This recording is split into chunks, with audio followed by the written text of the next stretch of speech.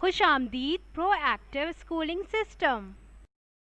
अस्सलामुअलैकुम प्यारे बच्चों, आज हम तख्लीकी लिखाई एक पालतू जानवर पर करने जा रहे हैं। लेकिन इससे पहले ये एक दिलचस्प वीडियो ज़रूर देख लीजिए। इससे आपको यकीनन समझ आ जाएगा कि वो पालतू जानवर कौन सा है। बिल्ली मैंने पाली है, सर से दुम तक काली है। बिल्ली मैंने पाली है, सर से दुम तक काली है।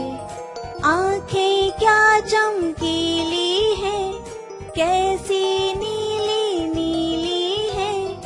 आंखें क्या चमकीली है, कैसी नीली नीली है। बिल्ली मैंने पाली है, सर से दुम तक काली है।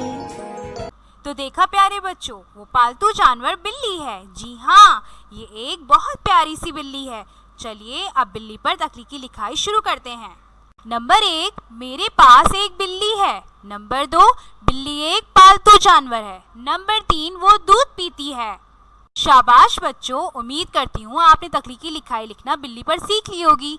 अल्लाह हाफ़िज़।